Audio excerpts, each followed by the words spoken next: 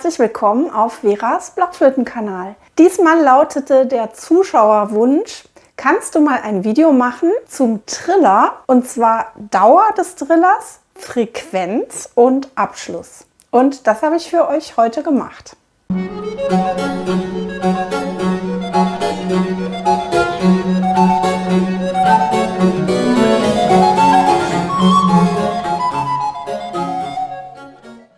Ja, bevor wir so richtig einsteigen in das ewig währende Thema Triller beim Blockflöte spielen, möchte ich euch erstmal sagen, dass das hier das erste Video ist aus meiner neuen Wohnung und außerdem, dass ich etwas erkältet bin, beziehungsweise eigentlich ziemlich stark erkältet, aber ich habe keinen Husten und das ist ja beim Blockflöte spielen das A und O, also einfach Erkältung ist kein Grund, um nicht Blockflöte zu spielen. Gut, aber es könnte sein, dass meine Stimme heute etwas versagt. Ich habe euch ja gesagt, es gab den Wunsch, ob ich mal dieses Video machen könnte, und jetzt muss ich dazu sagen, es ist diesmal mir abhanden gekommen, wer von euch sich das gewünscht hat. Ich habe mir das notiert. Ich notiere mir alle eure Wünsche und normalerweise schreibe ich mir auch dazu, wer das gewünscht hat. Falls du jetzt dieses hörst und Entschuldigung, du der oder diejenige warst, die sich das gewünscht hat, ein Video zum Triller, Dauer, Frequenz und Abschluss, dann kannst du das ja mal in die Kommentare schreiben oder mir eine Mail schicken. Ja, jetzt steigen wir auch gleich ein. Also ich bin jetzt mal davon ausgegangen, dass ein Abschlusstriller gemeint war.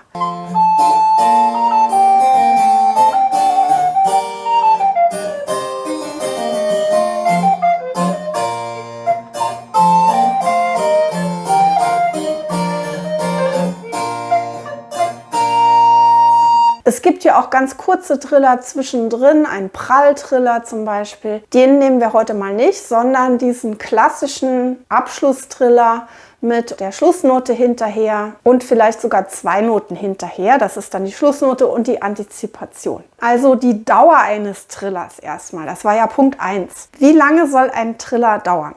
Da haben wir erstmal die gesamte Dauer des Trillers im Stück. Und da müsst ihr euch natürlich im Prinzip an den Rhythmus halten. Also wenn der Triller über der Note steht, die punktiert ist, wie das meistens der Fall ist, wie hier auf dem Bild, dann darf der Triller insgesamt natürlich nicht länger dauern als diese punktierte Note. Es gibt also Stellen, wo ihr den Triller genau im Rhythmus und im Metrum, also in der Geschwindigkeit des Stückes spielen müsst.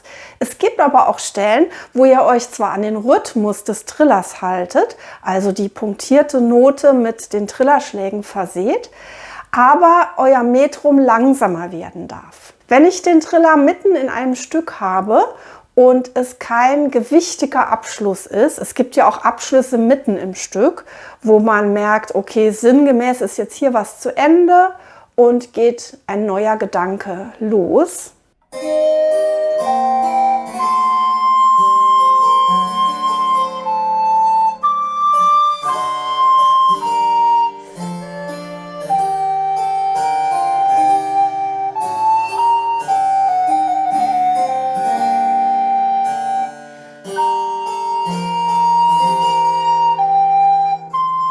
Aber es kommen oft mehrere Triller in einem Stück oder in einem ersten Teil eines Stückes vor oder einem zweiten Teil. Da müsst ihr vielleicht nicht immer verzögern oder dürft es gar nicht.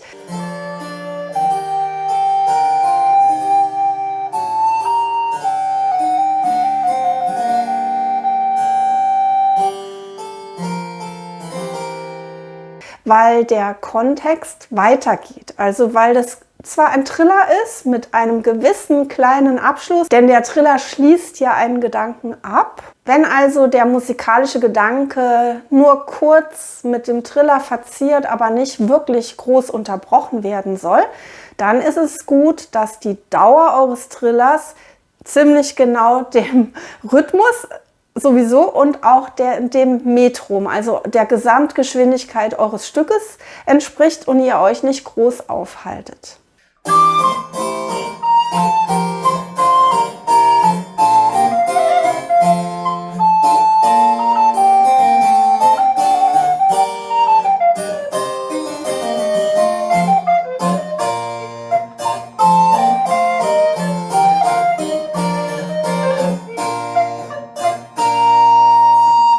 der Triller dagegen ganz am Schluss des Stückes, da könnt ihr euch viel Zeit lassen in der Regel.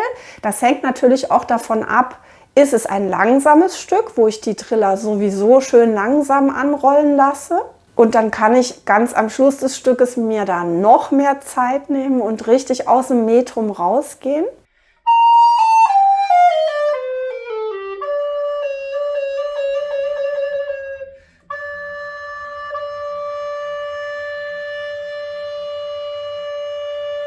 Oder ist es ein schnelleres Stück gewesen und dann kann ich mir auch Zeit nehmen am Schluss für den Schlusstriller, aber vielleicht nicht extrem viel, damit es noch zum Charakter des gesamten Stückes passt. Wenn dieser Schlussteil jetzt aber zum Beispiel eine Wiederholung hat, dann müsst ihr aufpassen, dass ihr nicht beim ersten Mal schon eine riesen Verzögerung macht, sodass man wirklich denkt, das Stück ist jetzt zu Ende, sondern das dann erst bei der Wiederholung macht und beim ersten Mal ein bisschen Dampf macht, dass ihr da ziemlich im Metrum durchkommt. Man kann immer so ein kleines bisschen nachgeben, das ist ja auch das musikalische Atmen sozusagen. Wenn man wie ein Computer nur im Metronomtempo spielt, das wäre ja auch nicht schön. Aber so richtig Zeit lassen dann erst beim letzten Durchgang. So, jetzt sind wir immer noch bei der Dauer des Trillers. Die Dauer des Trillers kann ja auch bedeuten, oder wir können uns da auch die Frage stellen, wie lange trillere ich denn? Also ein Triller besteht ja aus 2 Tönen, und zwar aus der Note, über der das Trillerzeichen steht, und in der Regel der nächsthöheren Note. Also ich bewege mich hin und her zwischen 2 Noten. Klar, sonst wäre es ja kein Triller. Mache ich das jetzt bis zum Ende des Trillers, also während der ganzen Dauer dieser punktierten Note? Ja, aber ganz am Schluss muss ich dafür sorgen, dass ich erstmal auf der richtigen Note lande. Das heißt nicht auf der oberen Note,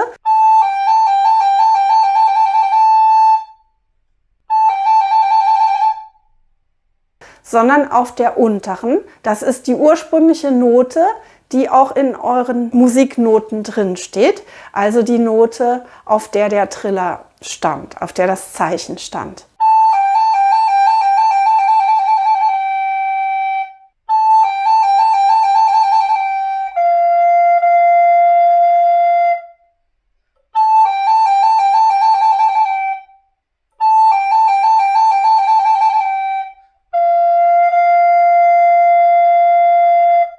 Ich muss also zusehen, dass ich am Ende nicht beim nächsthöheren Ton lande, sondern bei dem eigentlichen Ton. Und dann ist es schön, wenn der am Schluss noch so ein ganz kleines bisschen länger zu hören ist als vorher. Und auf jeden Fall als die höhere Note, sodass man weiß, auf diesem Ton wollte ich jetzt eigentlich landen.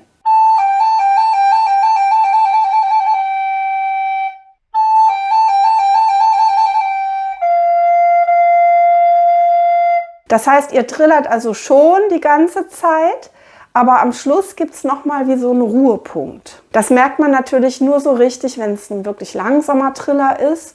Und wenn es ein schneller ist, ja, dann kann man das auch hören, aber dann ist das schwieriger zu hören. Dann kommen wir zum zweiten Punkt, der gefragt wurde, und zwar die Frequenz des Trillers. Also die Frequenz, das bedeutet ja, wie schnell trillere ich eigentlich. Also wenn ihr euch den Triller mal anschaulich macht, wie im Physikunterricht früher, und euch vorstellt, das geht ja rauf und runter, also obere Note, Hauptnote, obere Note, Hauptnote, dann könntet ihr das auf 2 Arten spielen. Ihr könntet die Frequenz gleichmäßig machen. Die Frequenz bedeutet, wie schnell nacheinander kommt so ein Rauf und runter. Also für eure Finger bedeutet das einfach, wie schnell bewege ich den Finger. Und da könntet ihr das ganz gleichmäßig machen, dass ihr den Triller die ganze Zeit in derselben Frequenz trillert.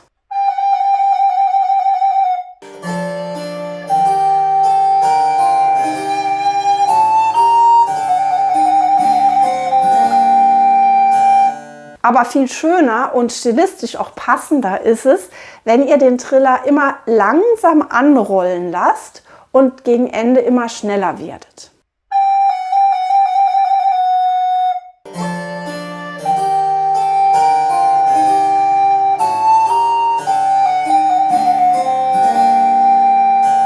Und Und das ist auch wichtig, auch wenn ihr einen schnellen Satz spielt und im schnellen Satz einen Triller habt. Auch da könnt ihr dann den Triller trotzdem langsam anrollen lassen,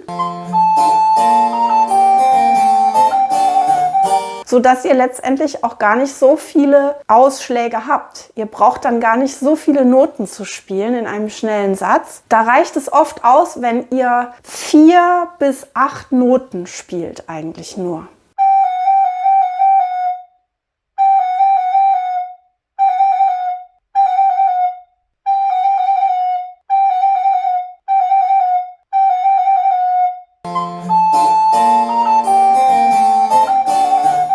Ihr müsst euch also vorstellen, dass beim langsamen Anrollen die Frequenz sich langsam steigert. Also von wenigen Rauf- und Runterbewegungen zu immer mehr.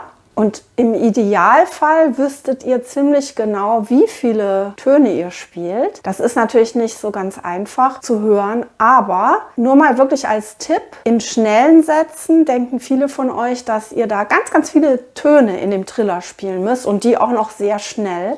Aber wie gesagt, es reicht, wenn man 3, 4 oder 5, 6 schnelle Töne hört und der Anfang trotzdem langsam sein kann.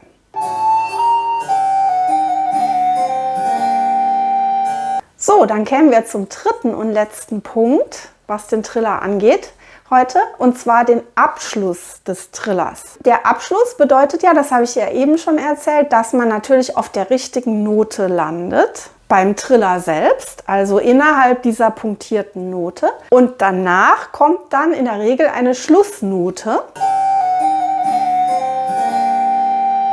Und die ist ganz oft noch mit einer Antizipation versehen.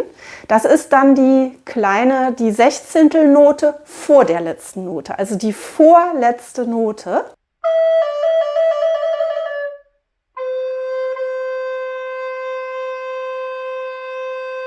Die ist in der Regel dann gleich wie die letzte Note, also zweimal dieselbe, einmal schnell, einmal langsam. Antizipieren bedeutet ja vorausnehmen und die Antizipation, diese kleine Sechzehntel da, die nimmt schon die Schlussnote voraus, die kündigt uns die an quasi. Und das ist einfach so eine Floskel, wie man das im Hochbarock gerne komponiert und gespielt hat.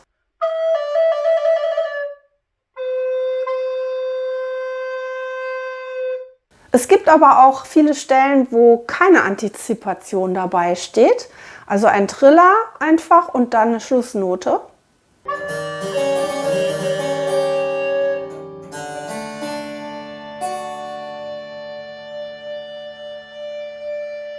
Und das könnt ihr auch genauso spielen. Das heißt, da braucht ihr keine Antizipation mit rein zu erfinden. Aber da müsst ihr sehr aufpassen, dass ihr die Schlussnote, die allerletzte Note, nicht zu früh bringt. Weil man ganz oft im Ohr hat, dieser Abschluss mit der Antizipation. Und in hochbarocken Stücken, also bei Telemann oder bei Händel, Vivaldi oder endlose Liste gibt es ja da wird normalerweise die Antizipation an die Schlussnote drangehängt mit dem Zungenstoß. Das heißt, ihr spielt den Triller, dann macht ihr ein kleines Löchlein, eine Zäsur und dann spielt ihr Antizipation und Schlussnote zusammen mit einem Tüdü.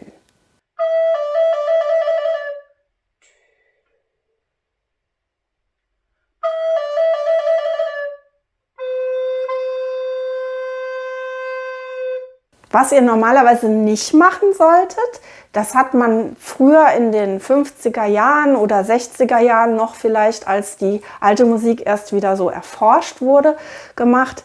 Das ist, dass ihr den Triller spielt und da die Antizipation dranhängt und dann ein großes Loch und dann die Schlussnote.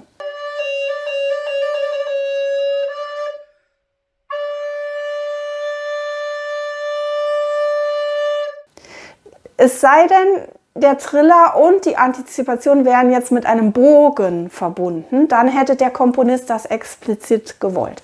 Aber wenn da nichts steht, wenn ihr den Triller habt, die Sechzehntel und die Schlussnote, dann müsst ihr das Löchlein direkt nach dem Triller machen. Und dann ein ganz genüssliches Tüdü. am Schluss spielen. Und wenn das ganz am Schluss vom Stück ist, könnt ihr auch diese Lücke noch übertreiben und das Ganze noch theatralischer machen. Ja, soweit zum Triller für heute. Wie gesagt, ein unendliches Thema. Bestimmt habt ihr auch noch weitere Fragen dazu. Falls euch nicht alles klar geworden ist heute, dann schreibt doch gerne mal in die Kommentare.